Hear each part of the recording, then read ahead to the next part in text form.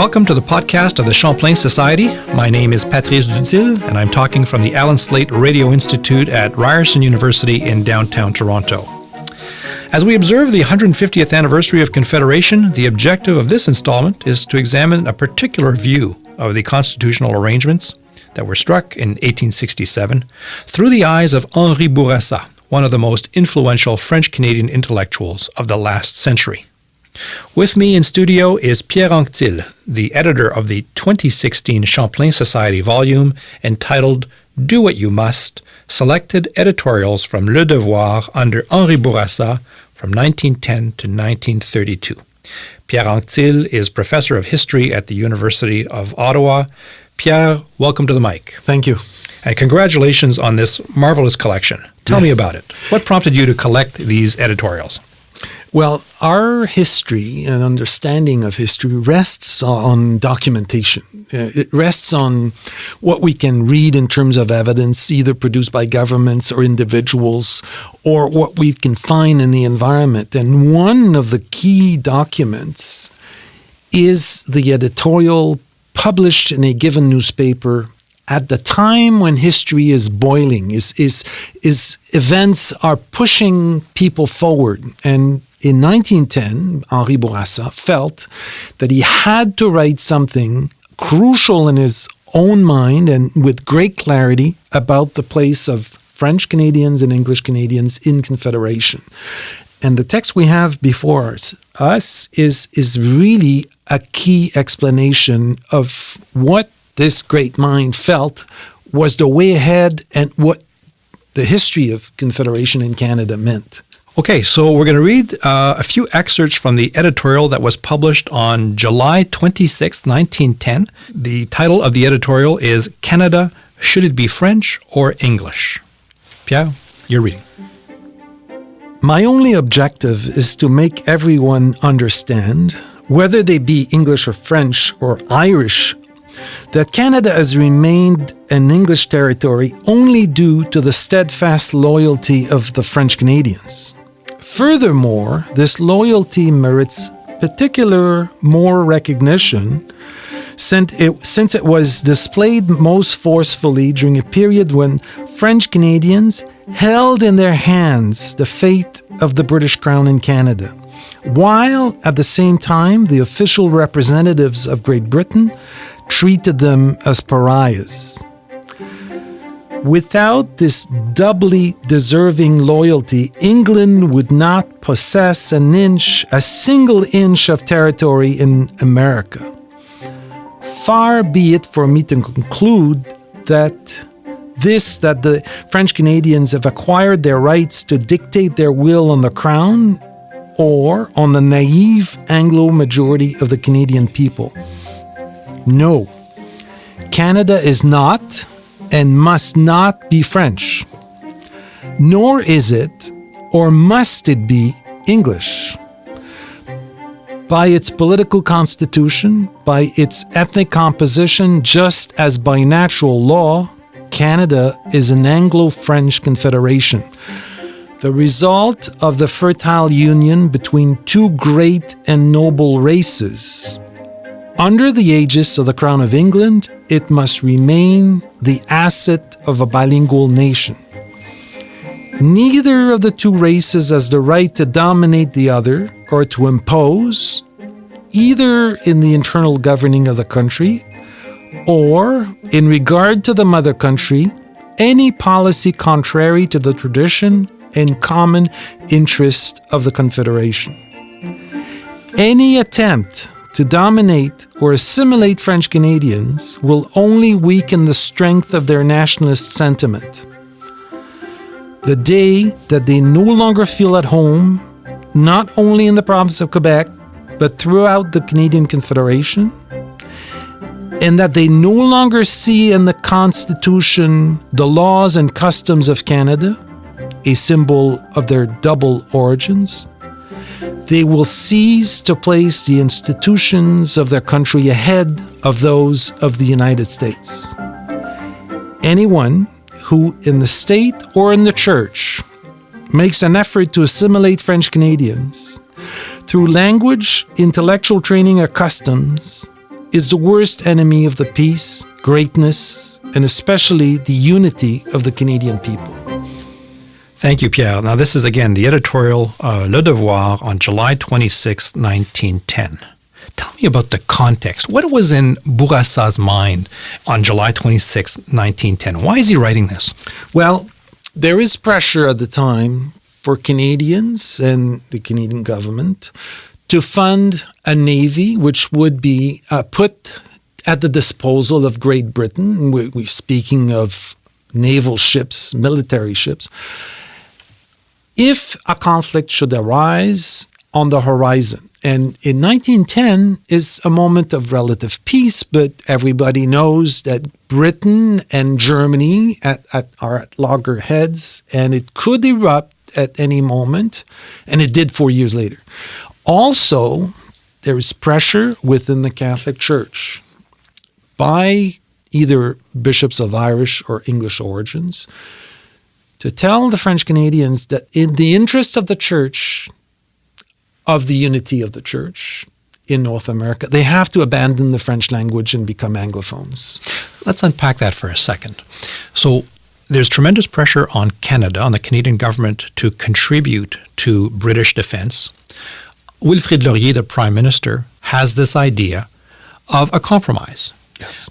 His idea is that, well, let's take this opportunity and build a navy. We need to defend Canada. Let's take this opportunity, build a navy. We'll acquire a few ships. We'll take over the bases, the naval bases. We will train our officers. And if there is a conflict, then we will lend our navy to Great Britain. Robert Borden, the opposition leader, is of a different view. His view is that there should be a check written to the British government so that they can buy a dreadnought with Canadian funds. Laurier's compromise was a good compromise. 100 years later, we have a Canadian Navy. If you said to people today, how about an idea for a Canadian Navy? I think most people would say yes. Robert Borden said no, it wasn't sufficient. And Henri Bourassa is not happy that Canada is acquiring a navy. I mean, what does this say about Henri Bourassa? What are his fears? Well, first of all, the key element here is how are French Canadian to interpret Confederation, 1867. 1910 and 1867 is not many decades apart. No. But in 1910, French Canadians are still trying to find their place and to be accepted as they are as a true partner in Canada. There is still hostility to the French language, to Catholicism, and soon there'll be a law in Ontario, which is Regulation 17, banning the use of French in certain schools, certain circumstances. So Bourassa is trying to level the ground and propose a resolution, a global perspective. How should Canada conduct itself and become a true nation, a true country in the face of British imperialism, in the face of American imperialism as well? And his solution is to say, in view of our history, in view of our potential, the only way we'll forge ahead is if both communities, French Canadians and English Canadians, unite, respect each other, and build a country from that basis. Let's expand on that a little bit. What were Bourassa's ideas on Confederation? Is there something original here? Yes, there's truly something original and from many angles. Bourassa says, which is not what everyone felt in French Canada, Confederation is unavoidable. The conquest of Canada by the British cannot be reversed, and we have to come to terms with the situation. We're British citizens. We're loyal to the Crown. We'll accept that, but we'll not accept that English Canadians force us, French Canadians, to assimilate and abandon our tradition, linguistic, cultural, and religious. That's what he's saying. And it took quite a bit of audacity to say to English Canada, which was the dominant community, well, we're equal to you. If you don't respect us, you'll just end up in disaster. So is he the one who articulates this concept of confederation as a compact of two nations? I think it came from him. He wasn't the only one to say it, I think, at the time, but he had a newspaper and he had a great, I'd say, ability to write his ideas clearly and to articulate his thought. He presented this in French.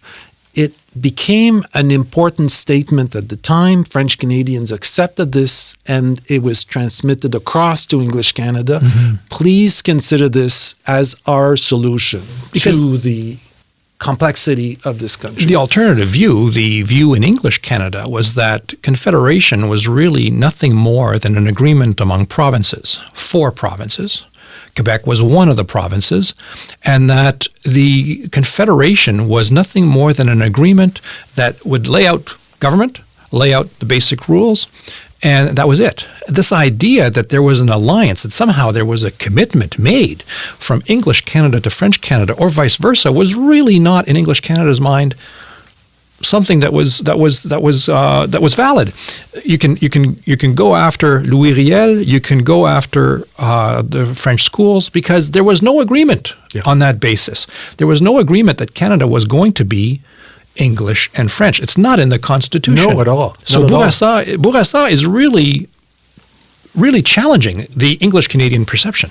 The English-Canadian perception is that Canada is part of the empire, of course, the British Empire, and that's sufficient.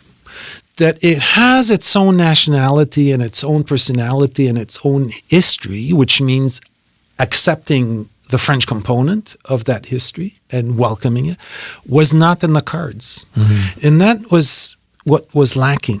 And we can say, I think, without much doubt, that Henri Bourassa was the first French Canadian and first Canadian altogether to articulate a position where Canadian nationalism was welcomed and was given a place and should emerge. You're saying something interesting here. You're talking about a Canadian nationalism. Yes. And I mean, again, we're 150th anniversary of Canada. Yes. And you're talking like a guy coming out of 1967. Well, the first in Canada who defined Canadian nationalism were French Canadians very often.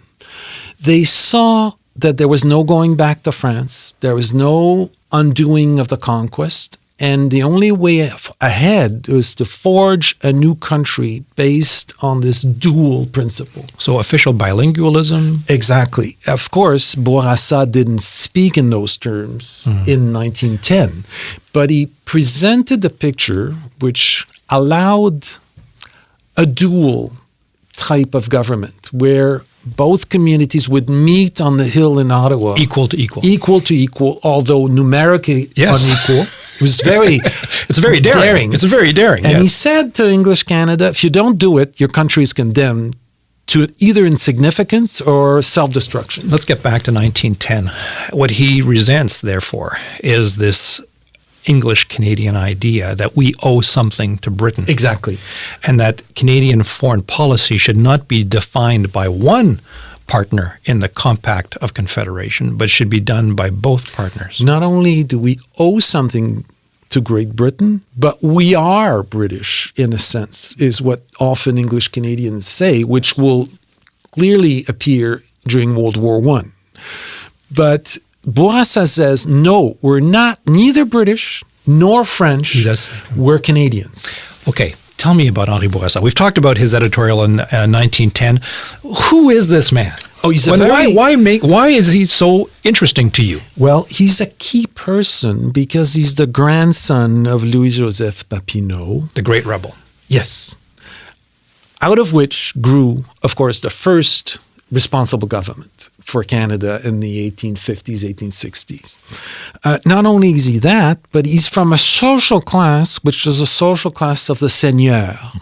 He's not from the bourgeoisie, and certainly not from the lower classes of society. So as a political class emerges in Canada, Bourassa feels that it's his responsibility as a descendant of the seigneur to present a global vision for French Canada and for Canada. He feels responsible for his own people, not the way a bourgeois politician would probably see his own interest or the interest of his own class first, Bourassa sees the interest of the entire country. And as a politician, he refuses to be labeled under a party or to take advantage of his position or to be in a position to demand advantages for his own person. Highly principled. He was highly moral and he was highly principled, which makes him a very interesting politician. Okay, let's get back to 1910. He was born in 1868. That Correct. makes him 42 years old. Correct. He's married. He has 5 kids.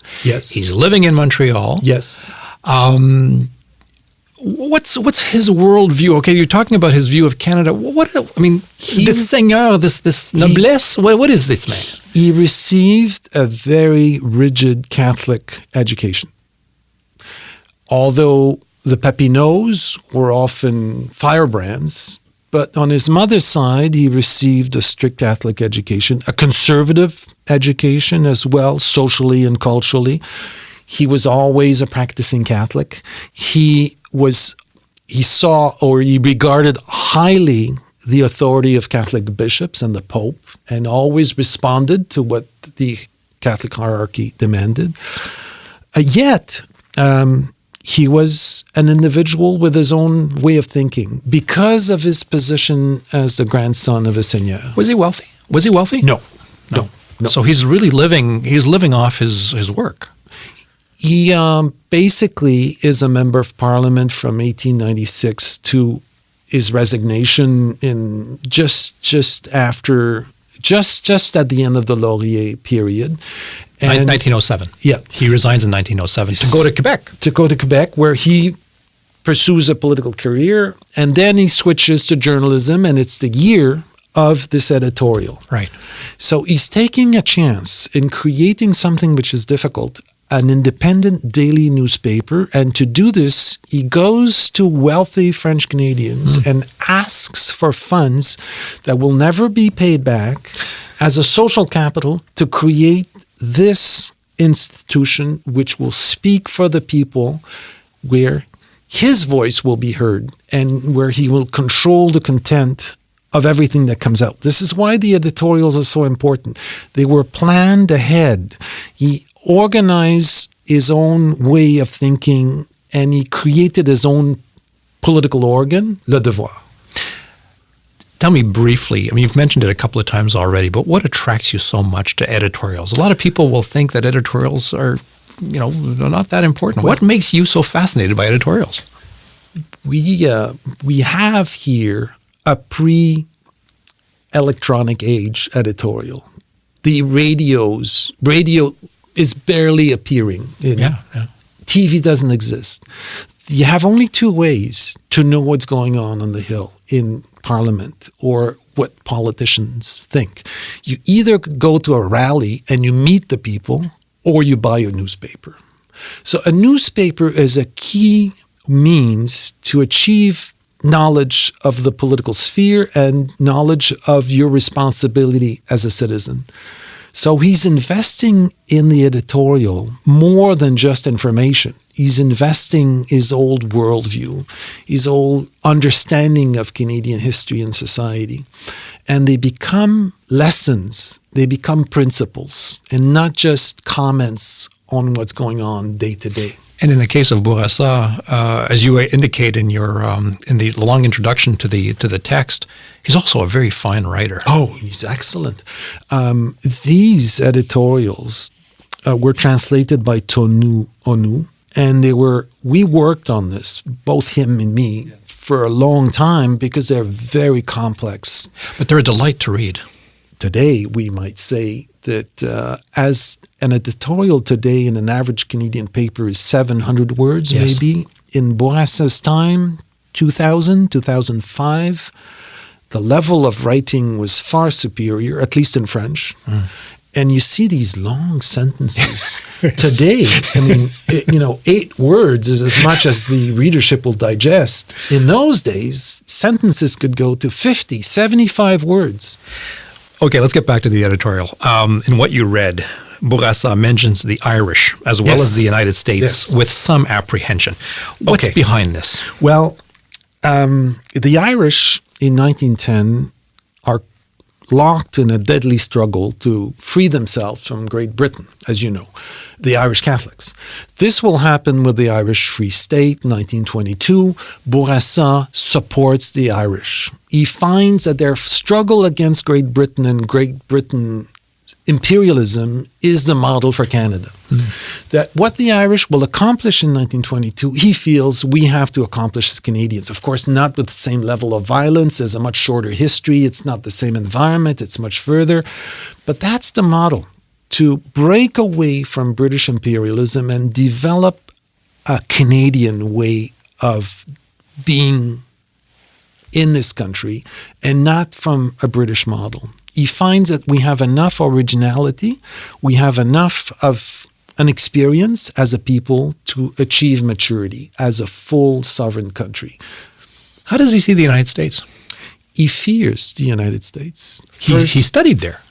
He spent time in Worcester as his father was painting a French-Canadian church in Worcester, Mass. Okay. Yes, he did. In a Catholic Holy Cross college, I think. He fears the principles of American republicanism and the principles of liberalism. He's attached, he's loyal to the crown. He would not have been a rebel to the crown at the time of the American Revolution. And he feels that the Americans, the notion they have, the way the American state was built without a religious component, that's the wrong way. And he says if French Canadians do not receive recognition, they will abandon Canada in favor of the U.S. And this was not an idle threat at the time. It was not an idle threat in the 1800s, as Montreal was twice invaded by the Americans. And meanwhile, you have a prime minister, Wilfrid Laurier, who's very open to free trade with the United States. And a year after the editorial is written, will actually conclude an agreement with the United States for reciprocity. I can just imagine what Henri Bourassa would have thought of that. Yeah, he was hostile to both the French Republic and the American Republic. He found that the political system in both of these countries had erred too far from the principles that were essential in the governance of a country. There's an aspect of his spirituality in here. Yes. He really does want to defend the Catholic Church, and he believes in the ideas of religion in society. Yes. The idea of, we know what's happening in the French Republic at that time. It's very hostile to religious interests. And the Catholics in the United States are suffering Catholics are suffering from the Know Nothing movement. Yes. Slightly before, but it still reverberates. So he's really reacting to his period, isn't he? I want to come back then finally on the issue of where you situate. You've talked about Bourassa's nationalism. Where do you situate? And a lot of people have hesitated about this, and we've been discussing this basically since Bourassa wrote the editorial over 117 years ago. But where do you situate Bourassa here on the spectrum? Do you see him as a federalist, or do you see him as an independentist? Where was he at the time? Where do you think he would be today? I'm asking you to speculate, and this is a great historian's game. Where do you see him? Well, when the editorial is written, the independentist movement or the sovereignty movement or even Lionel Groulx, none of this exists. There are two brands of Quebec politics. Either you embrace liberalism, like Bourassa did, hoping that compromise would be brought and that French Canada would be better accepted, because liberalism meant that. Or you're a conservative and you want Canada to remain the way it is, part of Great Britain. That's not the majority position in French Canada. So by today's standards, he would be a federalist, of course. But there's no other option at the time. The Quebec provincial government was weak in those years. Its responsibilities were very limited, the same in Ontario. And to pit a province against a country, federalism against a provincial sovereignty project, is a bit artificial in Bourassa's time. It's a fascinating issue. We're going to be discussing Bourassa for a long time. I think that the case is easily made of his importance and of the degree to which he was followed. Thank you for taking the time today, Pierre. Thank you for this invaluable collection for the Champlain Society. Our thanks also to Mr. Tonu Onu, who translated the editorials from French to English. This was Pierre Anctil talking about Henri Bourassa's view of Confederation in 1910. This excerpt is included in the 2016 Champlain Society volume entitled Do What You Must, Selected Editorials from Le Devoir under Henri Bourassa, 1910 to 1932. Thank you very much, Pierre. Thank you so much. I want to remind our listeners that the document we've just discussed is available on the Champlain Society website. Please visit at www.champlainsociety.ca. This is the Champlain Society podcast. My name is Patrice Dutil. This interview was recorded in the Allen Slate Radio Institute at Ryerson University. It was produced by Sabrina Birch, Cindy Long, and Vince Piette. Thank you all. See you next time.